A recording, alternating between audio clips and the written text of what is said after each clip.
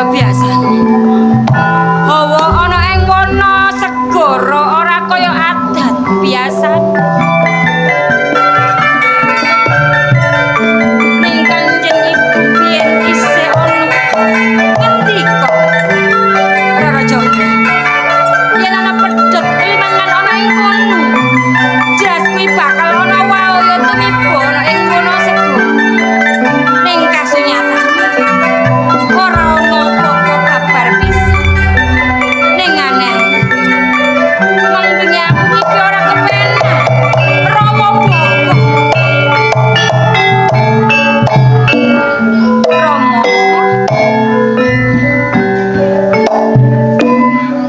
Genduk putra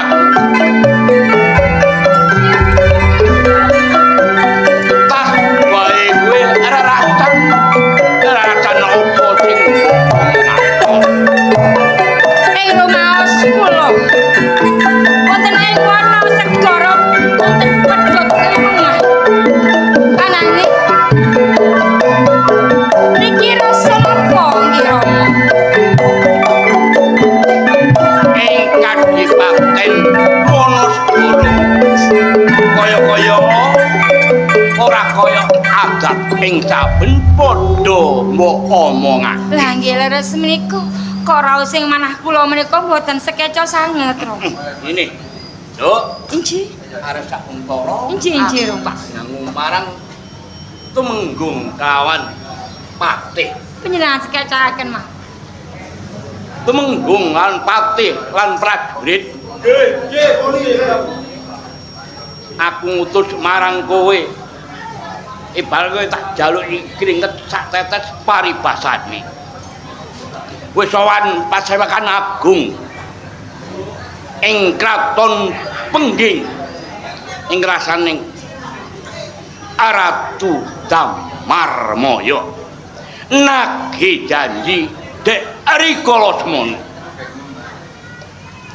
Wis ngomong ngono wae sapa sing ngutus? Yo Prabu Boko saka ing Kadipaten Wonosegoro. Yen ora mulungake marang kowe mengko aku sing dadani. Katen Prabu. Dinten menapa? Dina iki kowe dalo. Pangestu kula suwun. Iya.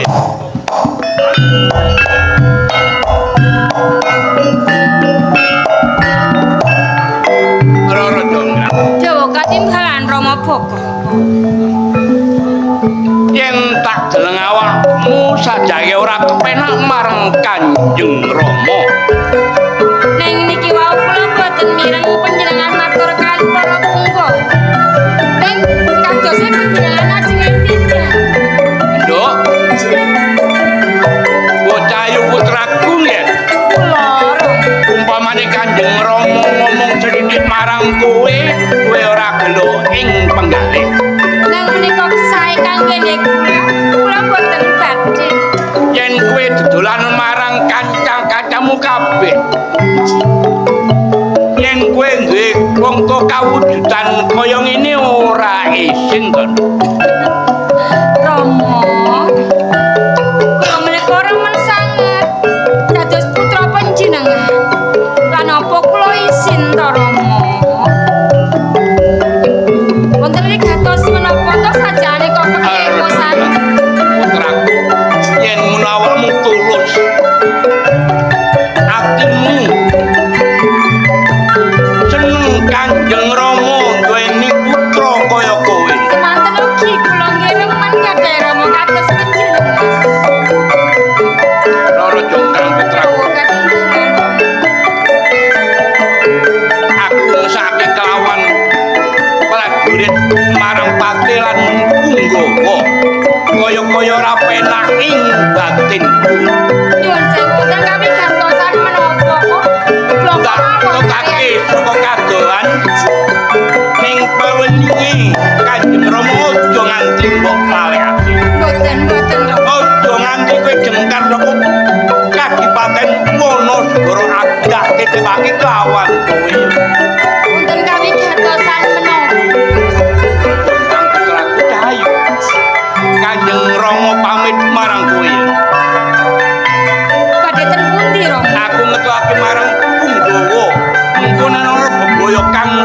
sapa sabantu kejaba Kanjeng Rama. Badhe sowan ing praja Pengging. Wonten kawigatosan menapa Rama? Genduk Raja Gendang, kowe kudu eling.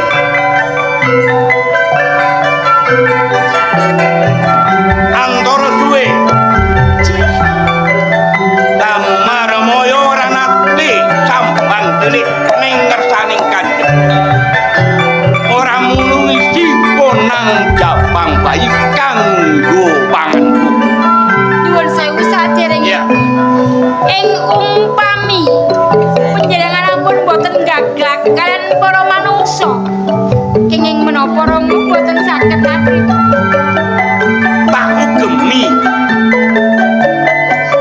aja nganti ing Kadipaten Wonosegoro bubrah. Yen aku ora mangan dalmu menungso utawa siponang Japang bayi ing Kadipaten Wonosegoro ora dadi karo-karuan. Kados mengaten ceritanyipun. Nggih Rama. Aku mung ngugemi marang Ki Damarmaya. Aku nuwun pamit marang kowe, Nduk. Kanjeng Rama titip marang Kadipaten Wonosegoro. Aja nganti kowe jengkar saka ing Kadipaten Wonosegoro. Boten Rama. Rama pamit.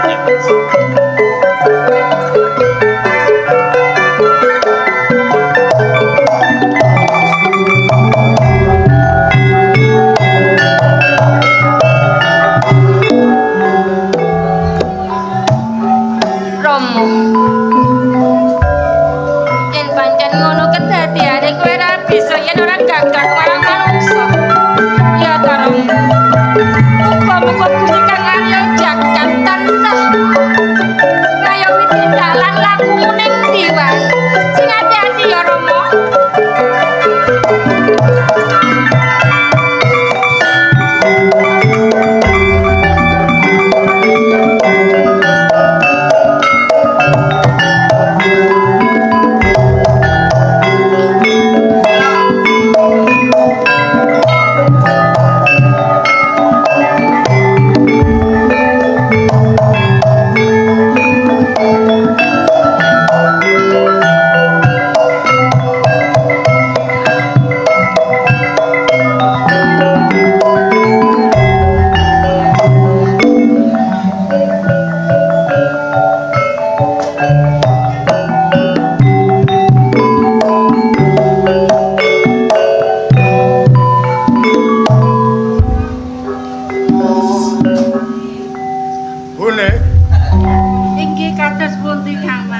kabar pawartan? Kang Mas sanggen kula ladi panjenengan menika sedaya wonten ingkang ucewani boten langkung kula ngaturaken sembah pangabukti mugi kunjuk Kang Mas. Bektiku tampan ana, Bu. Sanget anggen kula mundi Kang Mas. Warangga dalem patih rangga seta ing pengging piye? Nggih, sinuwun. Saderengipun sembah kunjuk kula pangabekti damel sinuwun. Ora liwat bujo pangesku tampan ana. Kula tetep ing pucir kok kula damel jimat ing sagesane. Bagus. Gandeng saka iku, Bune. Inggih Kang Mas kados pundi? Ndak kira ki wis ditiwancine. Pengging kudu asok glondong pangerareng ponang Jabang bayi kanggo memangsane Prabu Bok. Jroning jagatmu piye mbok menawa kowe duwe anak, gitu. Ora bisa gula pentah nanging dimangsa dening blegere manungsa raine buta. Dados mengaten panjenengan menika pinten-pinten dinten pinten dalu yang siang boten kersa dahar yen dalu boten kersa sare dados menika to Kang Mas ingkang dipun gali kaliyan panjenengan. Sing ndak pikir iku ora golani ila jroning jagatku kalamun yen anakku disetana ing Wonosegoro. Mula abdi coba rene yo. Kula sematen ugi ramah Kang Mas. Kula kula nggih boten sami, kula nggih boten lila menawi putranipun dengan putra kula menika dipun mangsa kalamun Kaya ngono. Mas. Mula tegakno iki dina bakal tak tipake ing Resi Mayangkara. Mbok menawa besok iso nyambung watang utune wong tuane bisa dadi sanadra kang utama. Dados panjenengan gadah pamikiran ingkang ngaten Kang Mas. Menawi panjenengan gagal ingkang kados ngaten kula nggih prasastrah kaliyan panjenengan Kaya ngono. Kang Mas. Abdi tampanono anakku ponang Jabang Bayi.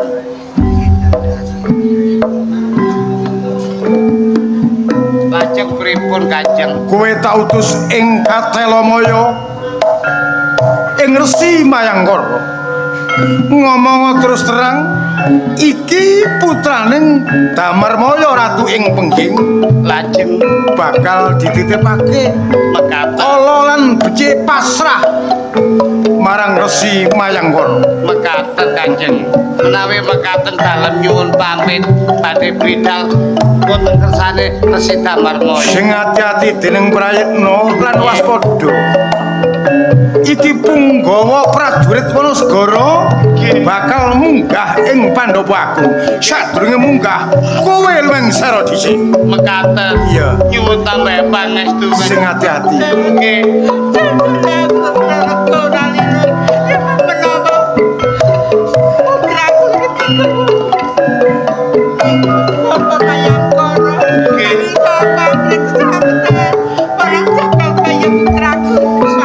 Sampun kuwatur mangkene sampun wonten astana Resi Mayangkara.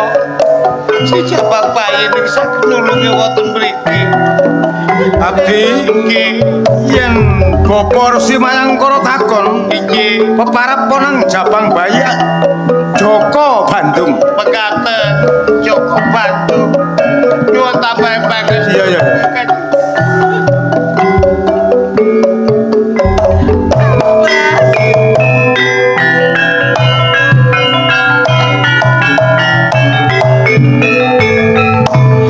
Boleh.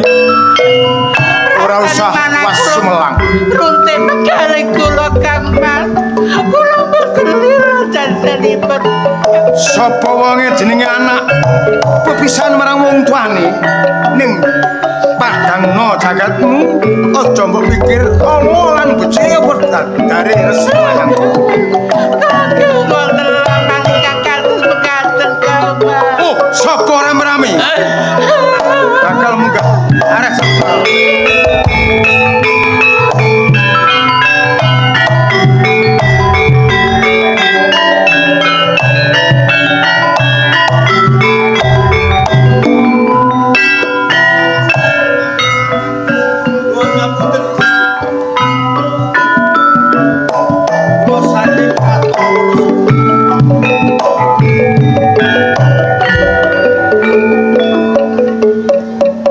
Tebih-tebih mriki ten kraton Pengging. Badhe tanglet napa jenengan supi nalika semono nate janji kali Prabu Boko.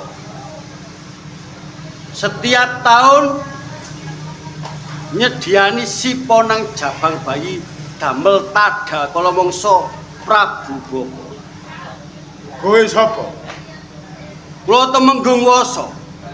Sing siji, Pate Bondo. sing gawe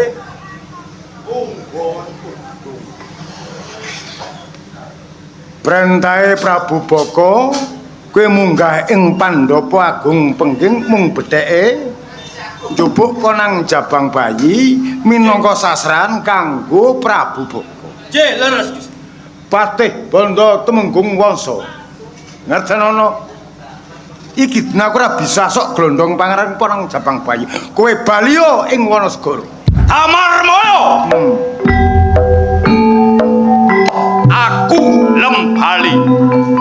Ya wis nggopo nang Jabang Bayi. Wah. Rene aku ora gawa sepurang Jabang Bayi. Prabu Boko akal moring-moring bisa aku sedikit aning pati. Ateges kowe maguguk makoto waton bondan tanpa sradi. Kowe bakal memangsai Ratu Pengging Damarmoyo. Dan kowe rawani ngomong ngoblok suta marang Prabu Boko. Aku ora gelem setor ananing porang Jabang Bayi. Cukup. Iso gak iso aku kudu nggawa seporang Jabang. Ayo ranti ning njaba. Ayo jangan ning Ratu Pengging. Metu saja bener.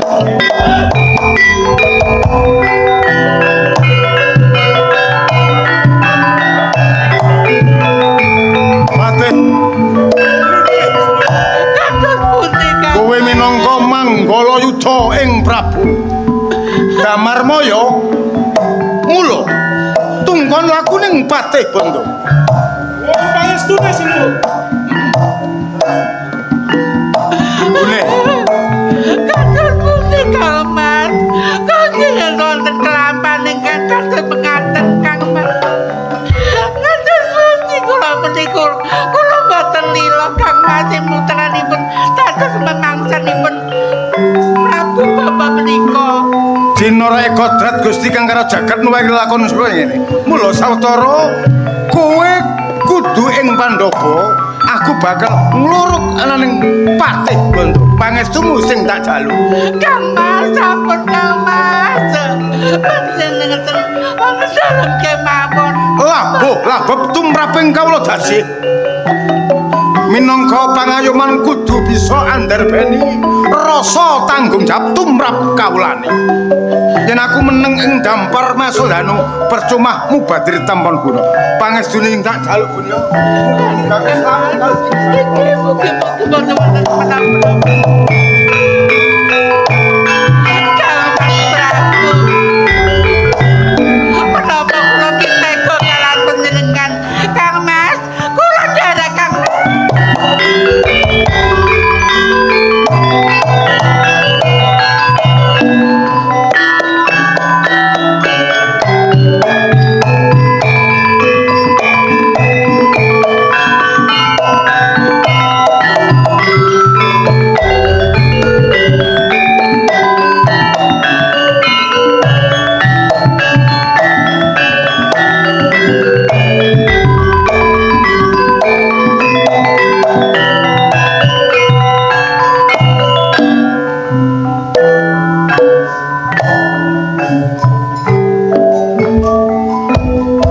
Bangsat kurang ajar Damarmoyo.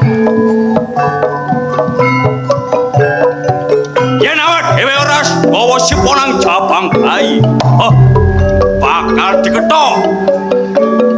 Kudu dipati karo temengku.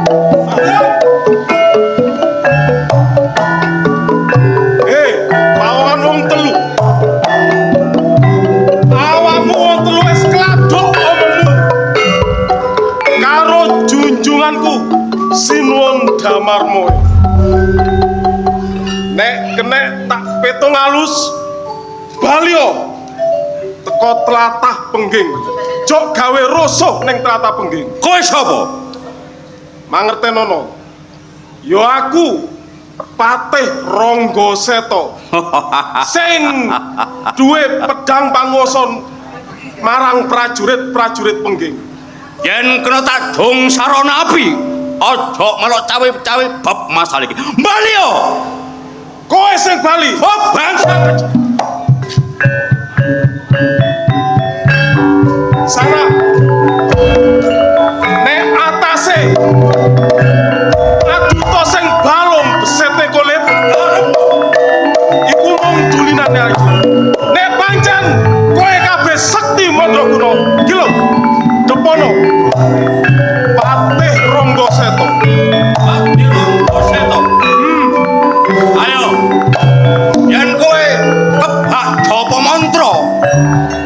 Suntek ana papan panggonan kene. Tak tamai aji gontor geni. Lek gak sampe gemlundung siramu, tak sembah delamamu.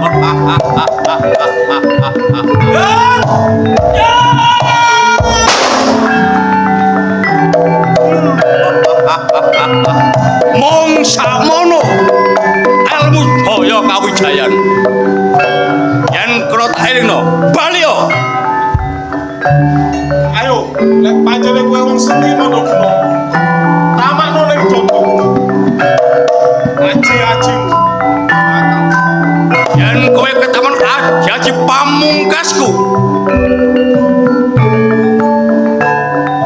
Kowe bakal gemblondong siramu ana papan panggonan kene. Buktekno.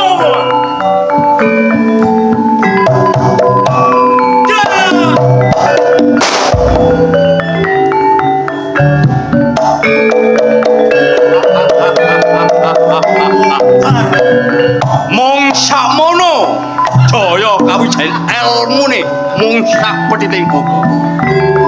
Dadak wani sapu jagong luwih sapu-sapu jajar lho kanggone pati gak bakal mundur sejangka. Gusti Banyak.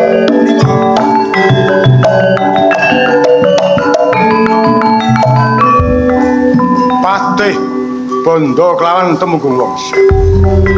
Wen sapisan kas tak elingake. Ayo balio saka papan kene. Aku lembali gemblondong siraku papan panggonan kene. Yen to kowe Sekti Mahamara sak lumeng bumi sak kremeng. Ayo ajimu sontak tampanan. Bukan gadamu.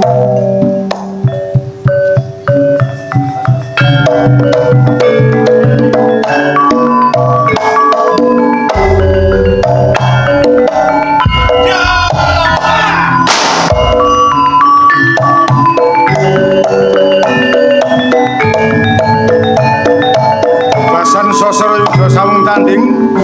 Ajimu ratu ning Jawa Raga ayo. Tampanno Sosro Birawa. Ya!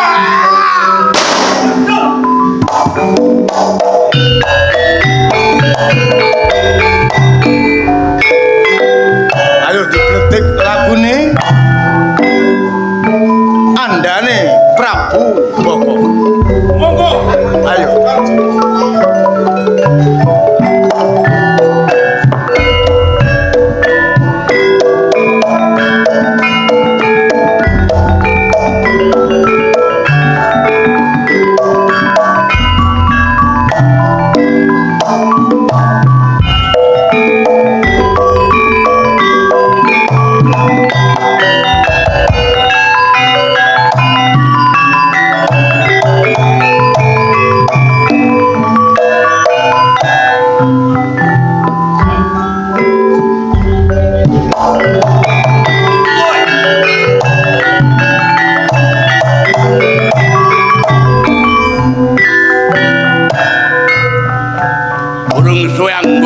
aku mlaku ning kraton pengging tak kowe mloya mlayu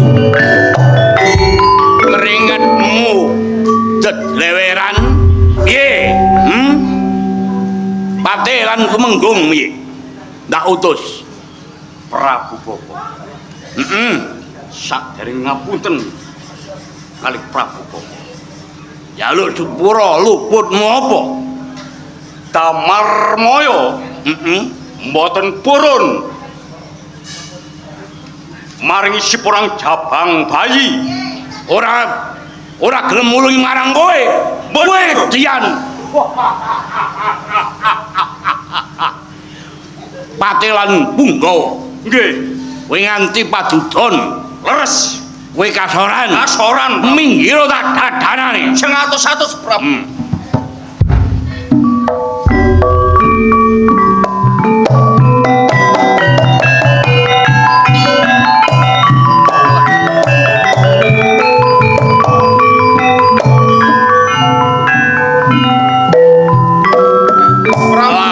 koyo wong lanang dhewe guyang guyuh muk ngarepe Ratu utawa ing Kadipaten Wanagara Ratu Prabu Boko mangertenono tak jabel basaku kowe ratu ing Wanagara ning patrapmu ra kaya menungso. Kowe kaya ngarani patrapku ora kaya menungso. Kowe wis gelem mangan sak padane menungso. Kuwi lek dudu kewan apa terus? Ya aku adipati ing Pengging. Rangga Seta. Adipati ing Pengging Rangga Seta. Nungka marang Prabu Boko sedolan karma. Nek iso tak japel halus. Balio ojo gawe rusuh ing tlatah Pengging. Nek gelem aku enak awang. Yen Prabu Boko ora gelem kepiye? Bakal tak percaya dadi patimu. Bali we. Gelem bali ora? Kowe sing bali. Yen kowe duwe ilmu tamanane. Yo. Bakal tak tamano. Aji Guntur Geni. Nek gak kelakon dadi sulameng bumi ing Pengging. Tak sembah gelam. Hop.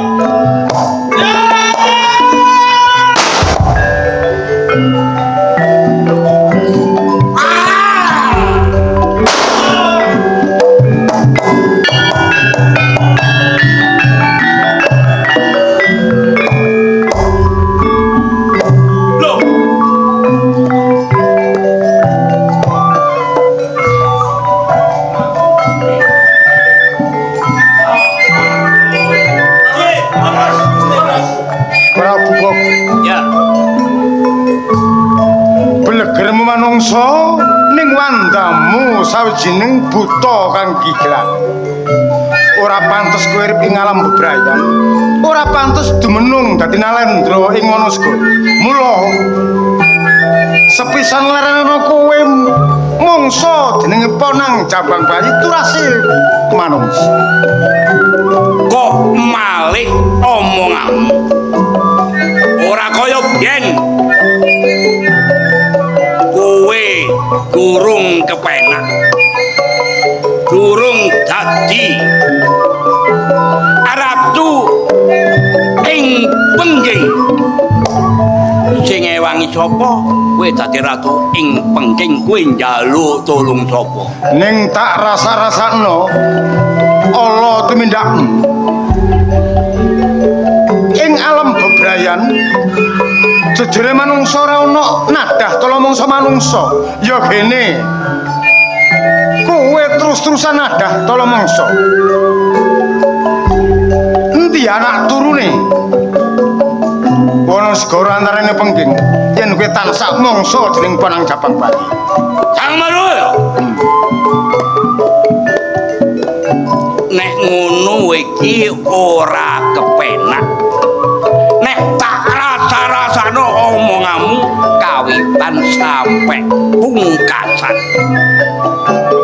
Tak dung sarana apik. Aja nganti padudon. Prabu Boko antarane Damarmaya. Prabu Boko wis dadi anteping pikiraning Damarmaya. Ora legara lila sing gurung bisa anggahi patine si Prabu Boko. Oh, iya.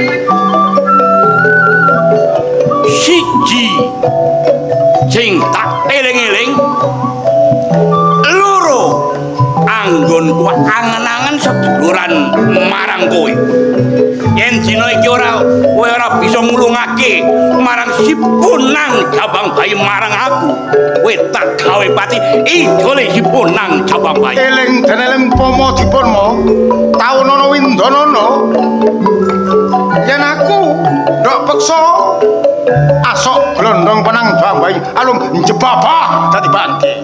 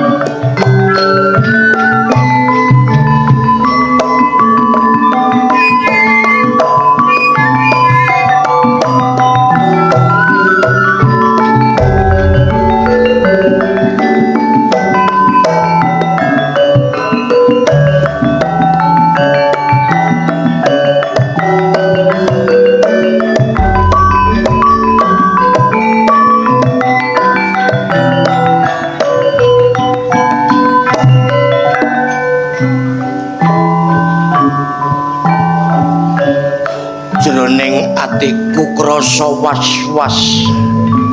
Sakwise aku nrimo wahyane Sang Hyang Sukma Kawekas menawa ing kraton Pengging bakal mudhun ananing wahaya kang gedhe. Sing dadi pikir aku ora liya mung anak Angger Damarmaya. Merga anak Angger Damarmaya salah sijining sing duweni pedhang pangwasa ana ing kraton Pengging. Dik nalikaning semana kang putra katetepaken ana ing Padepokan nganti saiki ngancik wiwit dewasa. Lho, sapa kowe? Lho.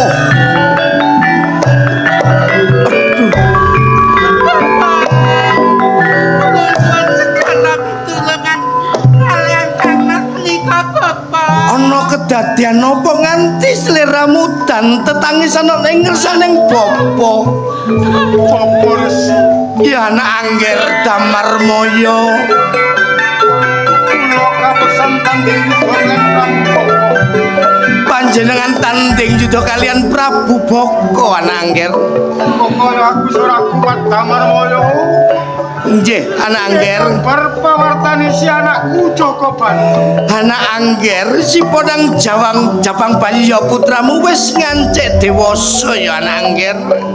Nanging aja nganti lali. Iya Angger. Ora ono siji sing nyambung watange wong tuwane mung Joko si Joko Banu. Ya anak Angger, welingmu bakal tak ilengke. Bapa Resi. Nggih anak Angger. Bune. Bune.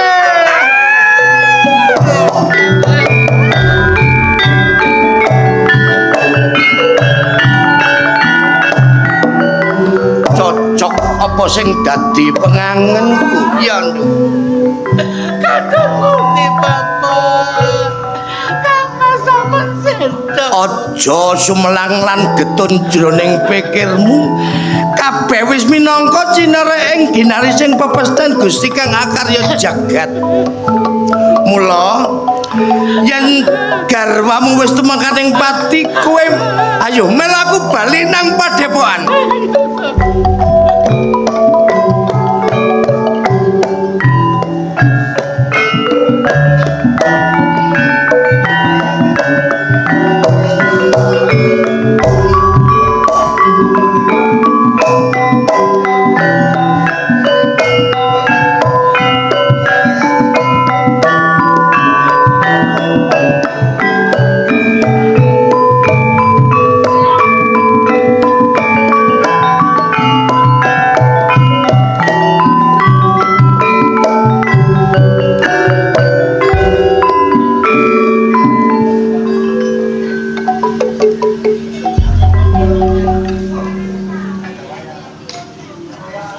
Sajake seden jenengan niku lho kok enten pojok mawon. Kon ngawur kon niku. Lapo? Iku tekene Bapak Guru. Bapak tak gudo. Iki mang aku wedi gebreset-breset bledok kabeh marudan. Lah iku nek sampe kejelongok engko ya apa, Pak? Aja dikandani. Lho, wong lho. Wong. Ana wonge. Nggih. Nggih, Bapak. Sohing nang ndi nak sohing nak? Sohing. Heeh nak. Wonten apa, Bapak? Kurang ajar arekku. Tekenku digawa jare. Digawa sinten? Digawa sohing. Disuruh pentol paling iso. Ngendi arek? Ancene sohing. Heng. Niku lho. Hing, kurang ajar kok nak gai lo kok nak. Kelakuane. Wah, cedakno. Ngeten lho Bapak, kula niki Lapo? mangkel kalih sampean. Lho, kok- Sampeyan niki ten Padepokan mriki Mbah Noyot Ban Cende. Kok sok ngono? Nyukani ilmu niku mboten cocok. Lah sing dimaksud gak Lah- cocok ya apa? Sampeyan nyukani ilmu kula pengantilan pun kula mpakaken mboten kantil-kantil ya Bapak. Gak kantil. Nggih. Keliru lemu ngempakno nak. Sing bener ya Golek apa? ketani dek ana lak kantil nak. Ah niku banyolane rasa. Sampeyan ngekeki kula nggih ngoten. Apa asa? Sampeyan kek ilmu pawangudan. Terus Dijaluk tulung wong pawangudan kula pawang kula terang napane tambah banjir. keliru boleh ngempakno. Wah, Ilmu mbok rapel pusakane walien cek gak udan. oh pusakane diwali. Iya, lah lek kon dekno jejeg mesti udan kaya nggo kene iki mang udan deres. Ngoten ta. Lah iya. Lah mboten sanjang. Ya wis kandhane mang rundingan ngono lho, Hing. Nggih, Bapak. Ana aja pringisan ya nak kon meguru kok aku tak kei ilmu sembuwarang wis tak kei kon dadak balik nang teken maneh lah apa tekenku mbok gawa gambar rujukan kate kepleset. Nggih sepunten ingkang kathah Bapak nggodha sampean. Niku mau sing Nggodha ya- nggih enten. Sapa sing Nggih, sampean dhewe. maksudku ngene lho jok ngomong, engko nang kono nang benjeng ngono yuk dikadekno. Nggih, Bapak. Sohing karo rasa. Nggih, Bapak. Tutukno penggawemu nang mburi nak. Ngaten. Bapak. Nggih. Nang mburi tutukno penggawemu wis mari tak durung. Derek. Herek. Lho ya nagake tutukno nak. Ngoten Bapak. Iya. Ayo. Ayo Sing ngajak niki lho wau. Sing Wis tak omongi balik-balik nang. Lho. Aduh. Iki ya. Banyol maneh. Ayo. Bapak lah kula pripun? Wong ning kene ae ambek aku. Oh, Jip, Bapak. Najan ya kaya apa kowe Bapak, Ya mbak. ngomongan kula niku sungkawa ing penggalih. Lho, Cacal kula ibure. mbok ibur dhisik. Nggih. Tasik setengah kali. Tasik setengah kali. Nggih. Pak tasik kok lapor. Ayo wonten tamu mados sing jenengan. Sopo? Sopo? Lha kok jago menika. Lah, duka simpen iki. Kon yo ngono pisan. Bapak mbok godha ae. Bapak kok godha terus pedepokan iki murid gak tayo-tayo kate lapo. Lele kate lapor. Napa? Kate lapor. Boten. Ya wis aku tak nang buri. Nggih. Tet. Kon wis tak omongi ya. Napa? Awak dhewe iki meguru nang Bapak. Terus? Iya, apa maneh iki pedepokan. Lah iki lho kok sok gawe kaos bal-balan iki lho yo. Iki penggemar Juventus. Gak ngerti saya iku mang Mario Dayo. Sidet kon Apa? ngomong mau kate lapo. Lho. Ngene lho. Awakmu nggo kene kaya jagung ambek bapak guru lapo. Lho, gak jagongan iki mau yo kate mejang murid-muride Bapak kabeh. Iya ngerti tapi suasanane yo gak ngono rek. Karepmu. Le, iki ngono wayahe gawe dulinan. Ngene ae. Ono Mbok Mary. Loh, Ya. iki lelo mantane Sinden. Ya, Sinden. Kene mbokmu. Iki Sinden masih bekatur suarane jejos. Apane sing bekatur? Saking Wis gak lawase. enak. Ngono lho maksude iku. Saking Ndorone dhewe iki kan meneng ae. Lah, ya apa carane ndorone dhewe iso ngomong utawa gelem nek ditakoni semaur ngono lho. Ngono ah. Iya kena. Mbok podang kuning ta podang-podang dibedil ngono lho. Lah, podang mateng rutuk bang. Zaman saiki kok Podang kuning, Cak. Wah, ya aku lak pencit itu.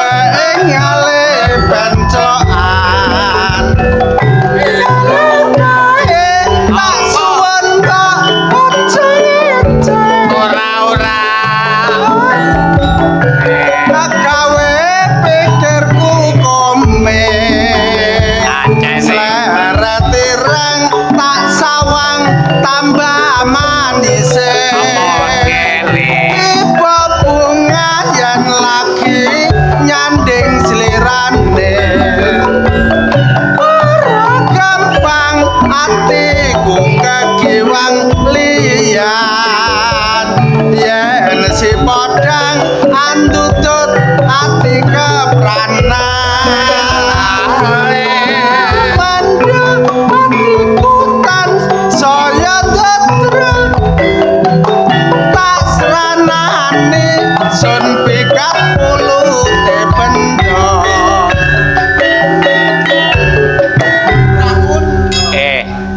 Ancen aku percaya senajan Rika iki wis tuwa ning elek-elek ono mantane sinden jaman kala semono wis widak telu Cak tangun carane sik anu heng tolong tangun den Bandung iku mbaya didangu supaya gelem ngomong karo Murite aku. bapa mbing mau weneng lho jak omongan. Wong iki nek gak liwat tembang gak iso. Oh, jenembang. Raden Bagus.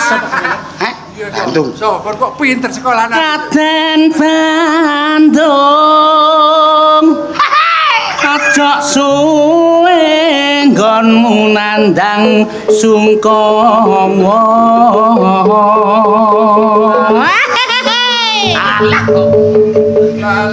Sawangen kabeh baturmu padha seneng karo kowe tan ana kang iso nglipur enggal apa badar saka sungkawa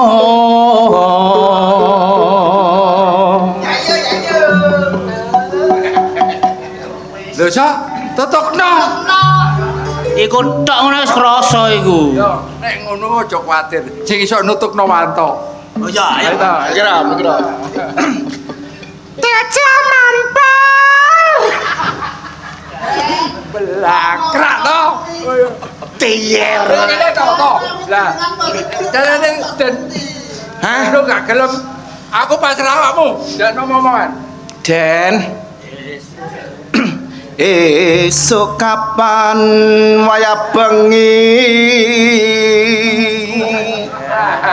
dedeng lan wong ayu anoman si ketek putih Kok iso anoman ketek putih. Ayo, Ban. monggo to Coba, Den. Ban. Menawi panjenengan boten purun matur, mungkin mbok menawi bapa ingkang dangu kula kados pundi, Den? Den, Matur, cobi. jenengan jumeneng Den, matur kalian kanca-kanca kersane mangkene semerep bapa mbon dipun dukani. Jenengan masa mbon mesakaken kali cobluk-cobluk sekawan iki. Den Bandung, monggo panjenengan matur mriki. Lah iya mikirno apa sih kira-kira? mau menawi wonten lepate kanca-kanca niki nggih sampean sing dangan nggih mpun gampang ngoten Ora ana sing lepat, ora ana sing salah. lah kok jenengan mendel lho nangis maneh Nangis kakekmu Mas. Den, sing tak angen-angen, nggih. Aku krungu kabar yen Kanjeng Ramaku iki wis tukemakan ning Pati. Atine sapa sing gak kedudut?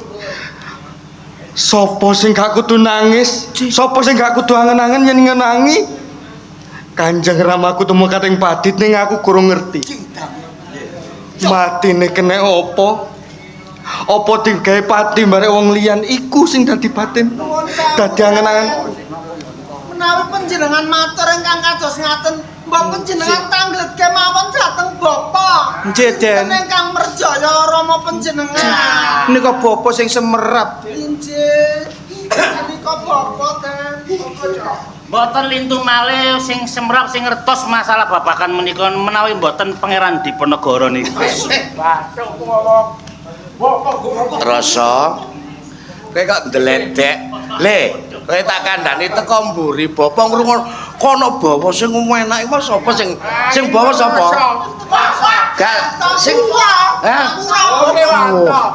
Ya ngono nak belajar bawa sing enak. Sabar gegeman iki kok mencelek kabeh ngono. Ngene iki lek duwe murid dagel-dagelan tok ya ngene iki guyon ae. Bandung. Bapak keprungu apa sing dadi gunemu nak? Kowe takok sapa sejatine sing gawe patine wong tuamu, Ngger. Bandung. Yen kowe pengin ngerteni sapa sing gawe patine wong tuamu ora liya, Ngger. Ya ku Prabu Boko, Ngger.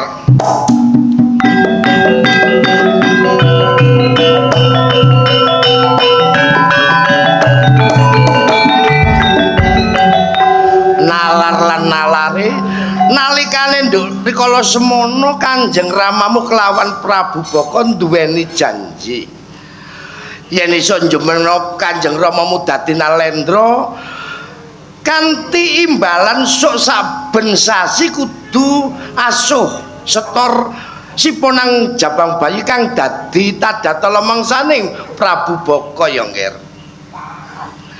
Nganti titi wancine Prabu Boko nagih janji marang Kanjeng Ramamu.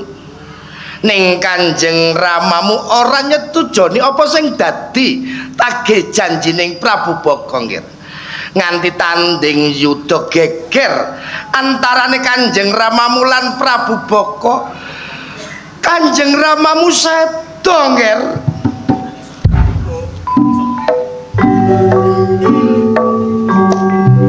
Bandung sadurunge Kanjeng Ramamu sedo Ngger nitip pesen marang bapa besok yen kowe wis akhir dewasa ora ana liya sing bisa nyambung patang putuke wong tuamu ya kejaba sliramu Bandung. Yen kowe wis jumeneng nalendrana ing negara Pengging kowe katuntut dening bapa kudu iso gawe bales patine wong tuamu ya Ngger. Sadurunge awakmu tanding yuda kelawan Prabu Boko kowe tak wenehi roh sapa sejatine Prabu Boko ya Ngger. Prabu Boko kuwi nalendra teka ing wana segara bleger menungso ning pewujudaning kaya dening buta ya Ngger. Cara pepangane ora kaya dene manungsa lumrah ning mangane jalma manungsa ya Ngger.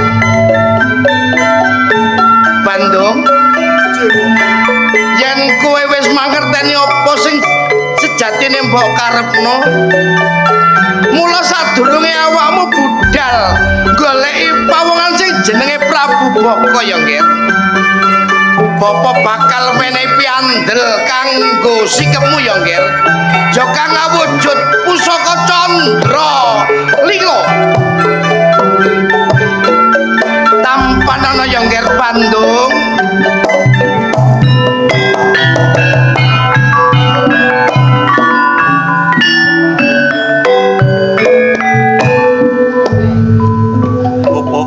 Iya Ngger Bandung damel nuduhaken dharma bekti kula tumanit Kanjeng Rama kula nyuwun pangestu kula bakal nyambung wis samestine ya Ngger iku dadi tanggung jawabmu. Mula kowe pamit marang bapa gage budal dina saiki ya Ngger ya. Nyuwun pangestu tak pangestune kaya dene banyu milik ing segara ya Ngger.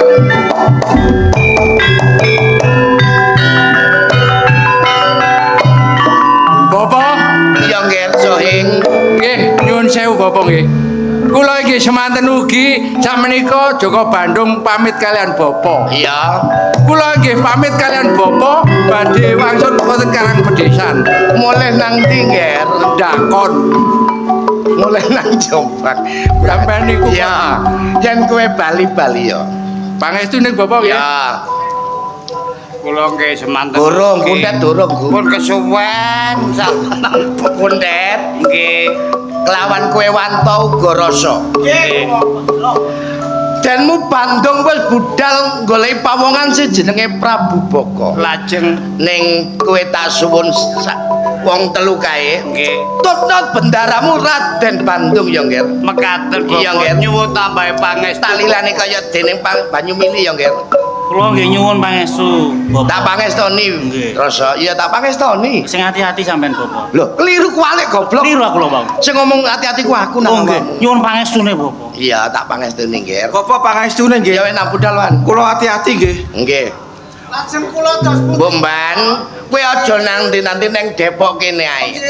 Ayo balik aku tak munggah ana ing Sanggar Palagatan. derekaken Bapak.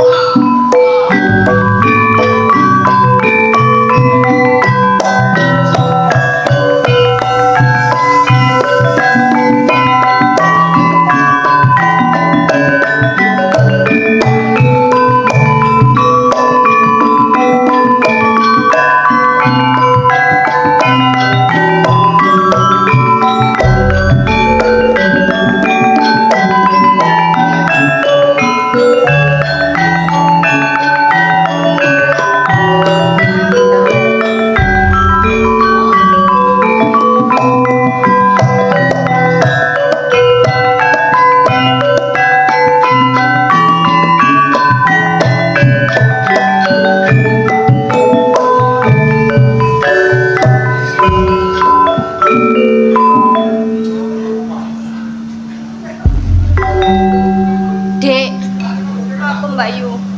Ayo umbah-umbah nang kene ae. Ya wis nang kene ae. Tapi ngene, Dek. Ya apa? Yo, sadurunge umbah-umbah, ayo nyanyi-nyanyi sik ngono lho. Yo bekne, yo Dek, meneh bek dijak iku lho. Lodrok sing terkenal iku lho, Dek. Lodrok apa? Lodrok Budi Wijaya iku lho. Oh iya bek dijak Yo tayupan bek ngono iya, ya. bek dijak tayupan kaya apa ngono ya, Dek. Ayo nyanyi lagu apa Mbak Yu? Ayo Mas Kris. Aku wis dintai ngono Iya.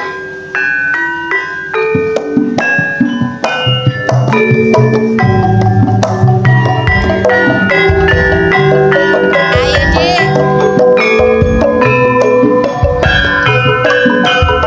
Mbak Sun.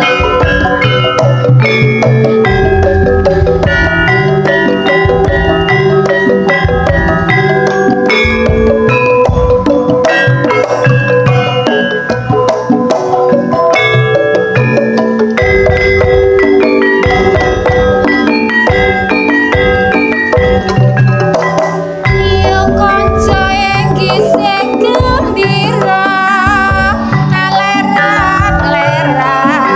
banyune segara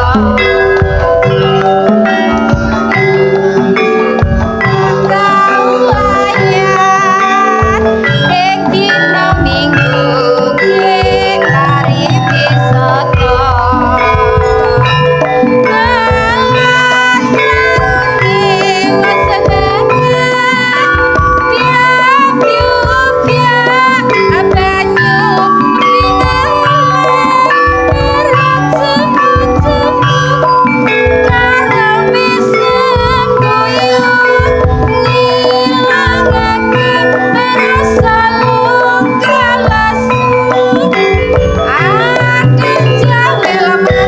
Jebul wis sore duwite kelopo katon awe-awe prayogane becik bali wae dene sesuk esuk nyambut gawe. Ya apa Dek? Enak yo suara pean. Kene. Ya bekne meneh ku dijak ngono lho, Dek. Ya bek dadi apa ta dadi apa ngono lho. Iya kan? Iya, dadi bongkar panggung gelem awean. Ya ojo, Dek. Nek bongkar panggung. Mosok aye. Sopo, Dek? Gak ngonone awakmu sekolaron iki kok ya padha ayu-ayune. Iya sih, ya Dek, kok wedok. Lah awakmu iki jange lapo? Pinggir kali lho iki lho ya. Jange umbah-umbah ndek kali. Oh, jange umbah-umbah. Temenggung. Nggih Gusti Pati. Ayo. Nggih, leres. Awakmu sik ijen.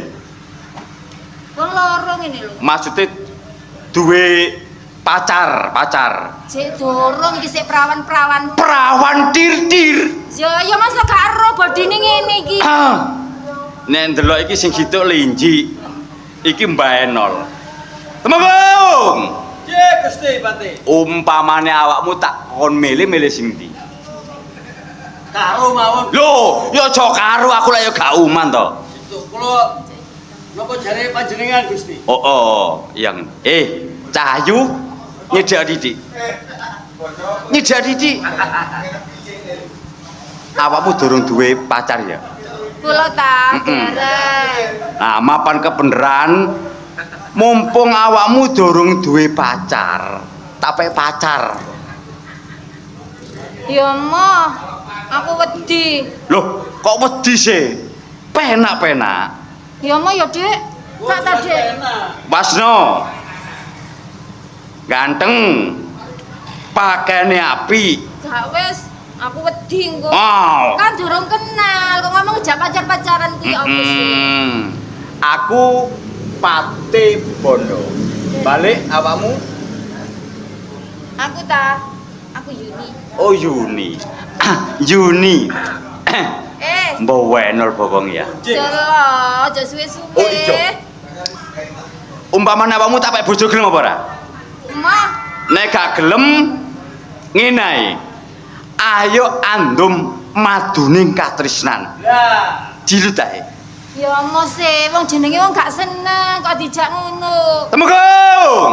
Kandhanono. Sampeyan gelem dipek bojo kali Gusti Pati. Mah, Gusti Pati niku wonge ganteng nggih gagah. Dunyane nggih saambra-ambra. Sampeyan urip kali Gusti Pati bakal urip kepenak. mboten, kula pokoke mboten kali adik kula mboten purun. Gusti Pati. Mboten purun Gusti. Gak gelem. Nek gak gelem mumpung iki gak ono wong. Ayo diperkosa. Ayo.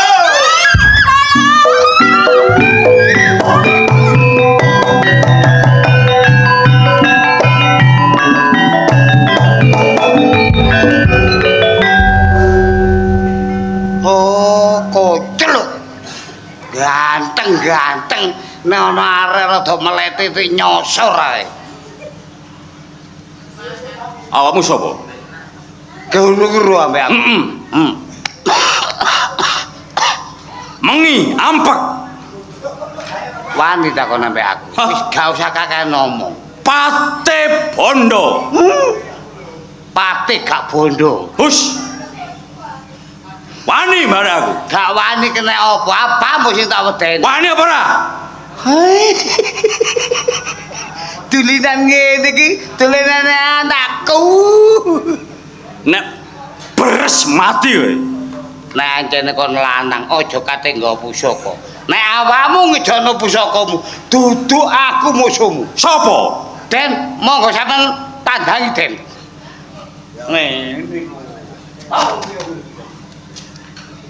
Tak baleni maneh, jenengmu sapa? Pati Bondo. Pati Bondo. Sing iku Tumenggung Wasa. Ngertenono aku Bandung. Arek wedok gak dosa gak perkara kok uber-uber kaya ngono. Ana parigawe apa? Mengko dhisik. Aku duwe rasa seneng bare arek wedok.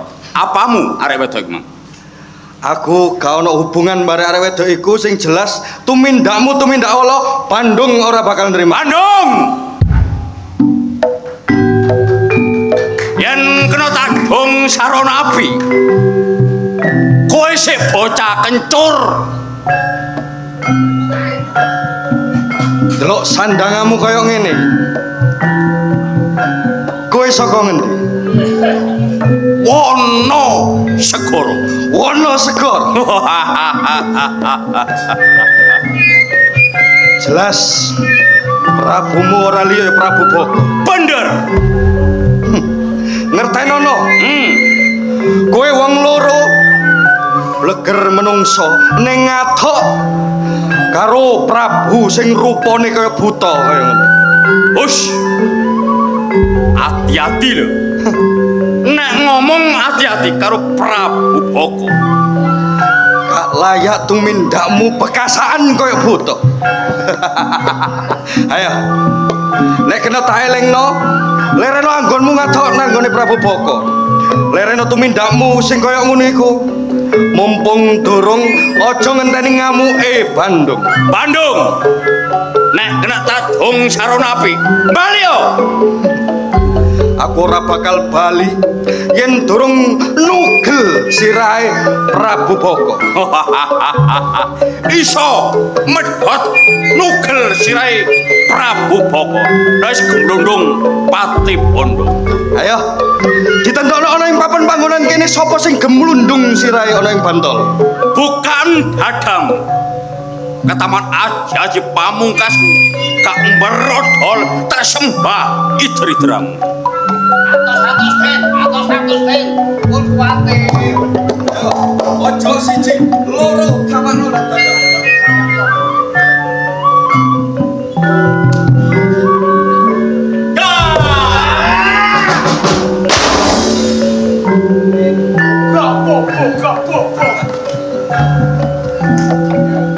Tarung ganding abluk, ayo bukan dadamu wong loro tampanono ajaji pamungkas saka Bandung. Ayo, son dalem boyo kawe, ayo.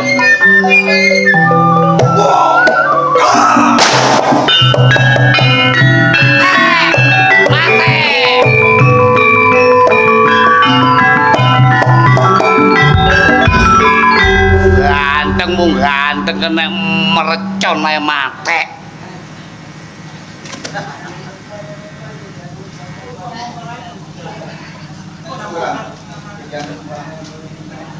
Apa rokok ah? Piye? Ora iso ngomong. Ngene. Kowe nyadari lek tumindakmu kaya ngono iku tumindak sing salah. Ayo. Lek sadar mlebu kowe bondo mlebu ana ing ibeh-ibehku sisih tengen.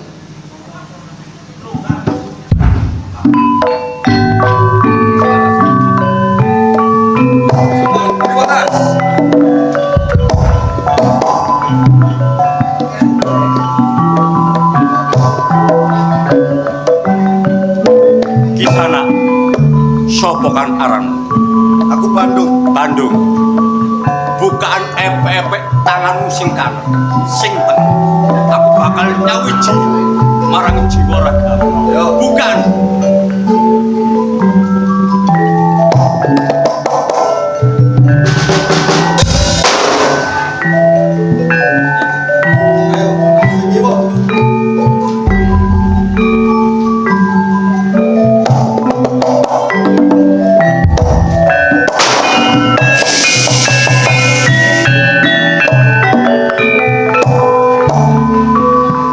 Bandung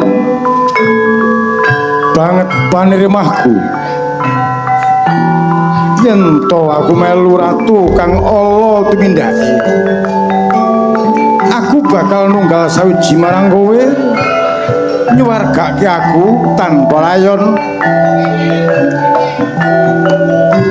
Ayo kowe kudu bisa ngelingake ananing Prabu Boko ning sadurunge kowe jumangkah ing Wonosegara jenengmu Bandung bakal tak tambahi aku nunggal sawiji sakloron marang adikku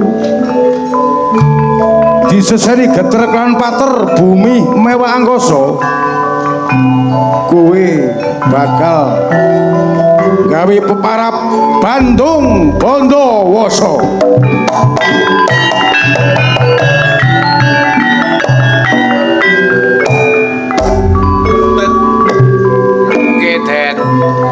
Wis sing tak tampa. Nggih. Sawise tumekaning pati Bondo kelawan Woso. Lah nggih. Aku dikongkon nambahi jenengku ora liya ya Bandung Bondowoso. lajeng nek sampun dipun tambahi asma Bandung Bondowoso terus pripun iki selang tambah nguatke atiku gawe ngelingno Prabu Boko mekaten nek ngono ayo budal dina iki aja sampe monggo kula dherekaken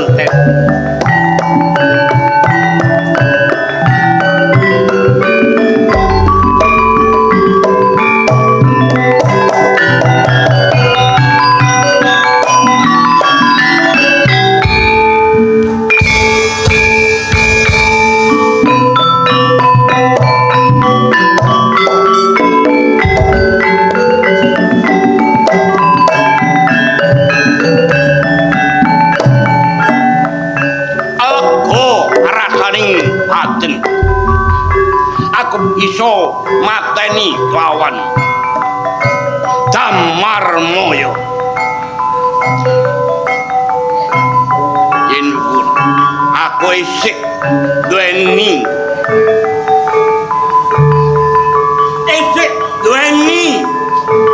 gendam lawan ing praja ing kraton Pengging ana pawongan dene anak cilik ora diwulungake marang Prabu Boko kuwi bakal tak gawe karangabang Prabu Boko Randin Bandung Bondowoso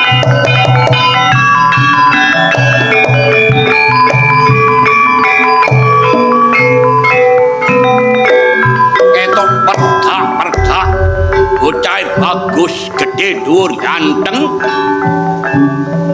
kowe sapa aku Bandung Bondowoso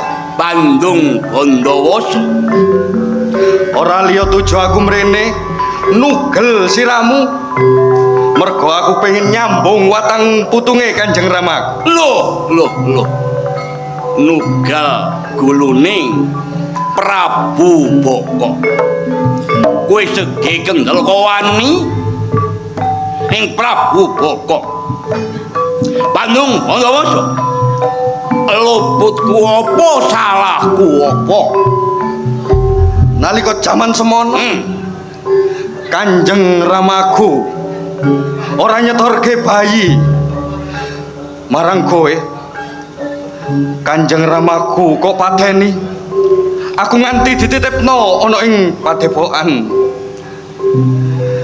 jelas-jelas aku wis gerang kaya ngene ora bakal nrimakno yen ngono wae putrane Damarmoyo kowe kudu ngerti Bandung Bondowoso apa sebabe wong tuamu tak pateni sebab luput mblenjani janji marang Prabu Boko ngertenono janji marang kowe iku janji sing salah kowe mangan ponang cabang bayi ngertenono tumindamu sing kaya ngono tumindak sing ala nek kena tak elingno lereno anggonmu mangan cabang bayi Bandung Bondowoso yen kena tak elingno ojo nganti awakmu melok babakan ki pompong durung kebacut kowe bali Bandung Bondowoso ora bakal bali yen durung mateni Prabu Boko kaya ngono ngecapo tak keladeni ayo yen kowe wong sepi mondro gunung bukan tatamu ayo dinding praja Adipaten Wonosegoro yen kowe kuat nampani pusakan Prabu Boko tak sembah idri-idra tamakno nang dadane Bandung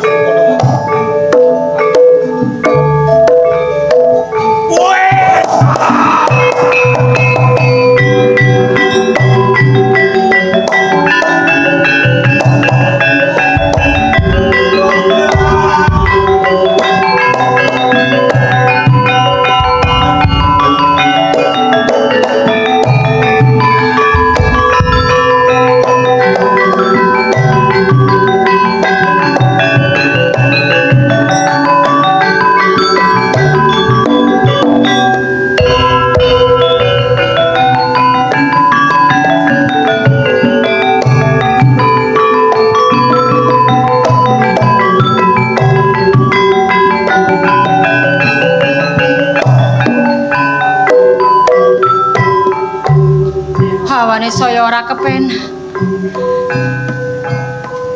Ngimpi Kanjeng Rama Bapa. Ana kawigaten ngapa ta Rama? Nganti pirang-pirang dina kowe ngimpeni aku. Rama Bapa.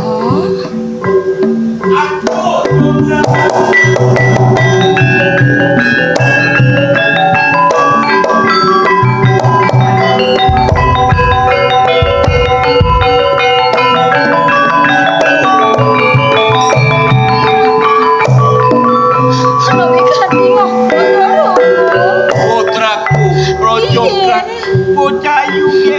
Piye ana ngapa Rama? Wae padudon kang bocah bagus kang aran Bandung Bondowoso. Bandung Bondowoso.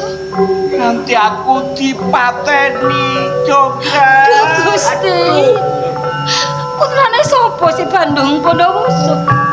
Ora ono sing kliru putrane Ki Damar Moyo. Saka praja Pengging. Praja Pengging. Kok nganti mentolo karo panjenengan ta Rama? Jograt. Inggih. Wong aku titip kawan kowe. Piye Titip omongan sithik marang kowe ya, Nduk. Ya piye? Kaya ora kuat ora bisa. Aja nganti kaya ngono ta Rama. Rama. Ora ono loro terus. Senajan kowe bocah wadon, kowe kudu bisa mbalas patine marang wong tuamu. Marang sing Bandung Bondowoso. Aku njaluk patine Bandung Bondowoso. Aduh.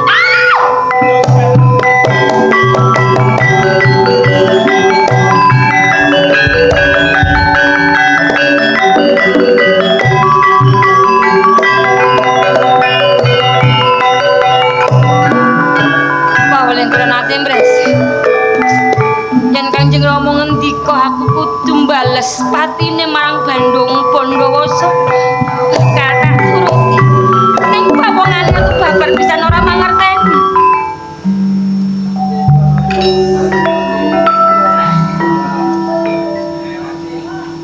Ono bocah wadon ayu kaya ngene. Sopo kowe? Aku Roro Jonggrang. Roro Jonggrang. Kowe sapa? Aku Bandung Bondowoso. Bandung Bondowoso. Kowe putrane sapa? Aku Prabu Boko. Tuh. Prabu Boko. Bi. Prabu Boko, aku putrane. Jara awakmu putrane sapa? Aku putrane Prabu Damarmoyo. Sepurane sing akeh aku nyambung watang putunge Kanjeng Ramaku nganti mateni Kanjeng Ramamu ya Prabu Boko. Mula gawe nebus kesalahanku. Aku bakal ngancani kowe tegese aku tresno marang kowe. Ning aku ora tresno karo kowe. Bandung Bondowoso kekarepane kudu keturutan. Kudu keturutan. Ning Roro Jonggrang duwening sayembara, yen kowe bisa ngleboni, aku gelem mbok pek bojo. Apa sayembarane? Yen kowe bisa nggawe sumur sing jerone 1000 meter, aku bakal gelem dadi bojomu. Saguh apa ora? Aku bakal nuruti apa sing dadi kekarepmu, Roro Jonggrang. Entenono ning kono bakal tak wujudke apa sing dadi kekarepmu. Tak anti.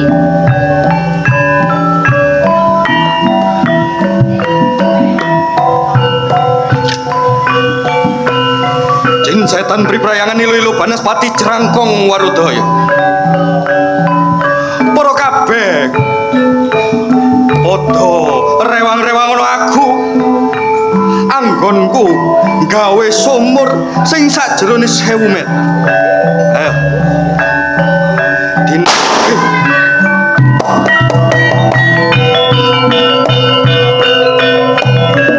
Yo.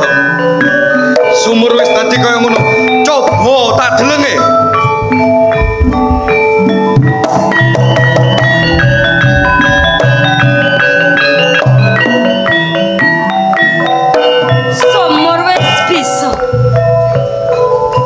Jerone kira-kira 1000 meter.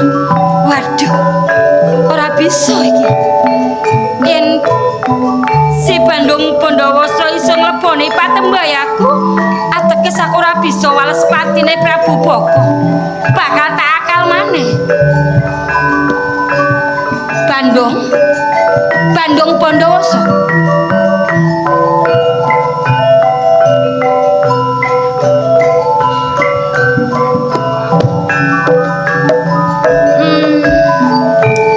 Nyatane bisa nggawe sumur sing jerone 1000 meter. Iya. Ning Bandung ora mung kuwi aku sing duweni panyuwun karo kowe. Kowe njaluk sumur sajerone 1000 meter tak turuti. Kudune kowe langsung nrimo apa sing dadi kekarep aku dadi bojo. Mengko dhisik aku mung nodi ning kasunyatane kowe iki bisa nggawe sumur 1000 meter. Setresno karo aku. Ya. Abot sanggane rabi wong ayu. Ning sepisan maneh aku nggawe sayembara sliramu bisa nggaweake. Aku tenan gelem dadi bojomu kok Bandung.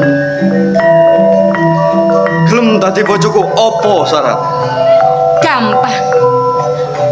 Gawekno aku patung 1000 cacahe ning ana syarate. Sadurunge jago loro aja nganti patung 1000 cacahe durung mari. Ning ateges liwati jago loro batal ora sida dadi bojoku. Ya.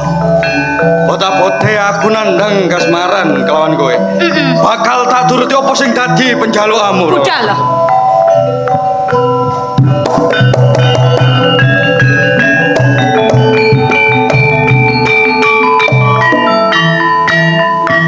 Ora bisa kaya ngene. Tetep kudu tak akali. Apa ya aku perlu njaluk tolong marang menungso-menungso penduduk ana ing kene? Assalamualaikum salam. Ya kowe sapa? Jimpri Prayangan Ilulu Banaspati sing manggon ing Gunung Kelut, Gunung Semeru, Gunung Bromo. Bandung njaluk senjata pitulengan karo kowe. Dadekno candhi 1000 sadurunge ana jago loro. Kowe kudu bisa.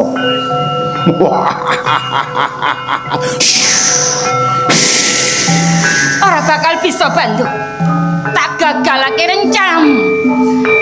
Kanca wiyaga kabeh. Aku njaluk pitulunganmu. Ya. Dijaluki tulung marang Prabu Baka mateni karo si Bandung Bondowoso. Adeg sayembara ning kasunyatane Bandung bakal bisa. Yen bisa tutukan lesungmu ben PT-PT padha kloro. Aku njaluk tolong ya kanca.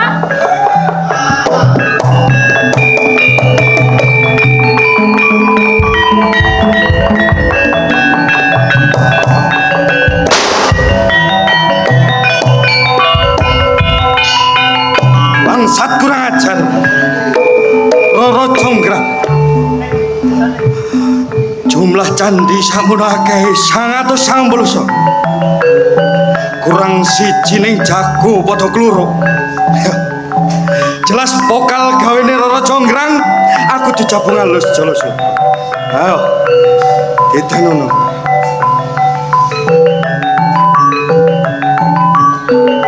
Bisa apa ora? Aku wis ngawujudke candi cacahe sakmono akeh. 1000 cacahe. Coba itu. Bandung. Isih kurang. Patung isih kurang siji. Gawe genepi candi 1000. Eja ono 199. Yaiku kowe, Roro Jonggrang.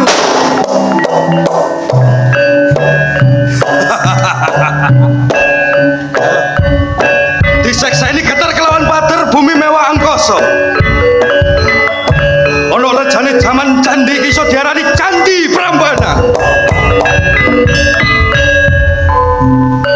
Mekaten kala wau derek-derek kula sedaya pasugatan saking kita arep bisa diludruk Budi Wijaya kang pinjil saking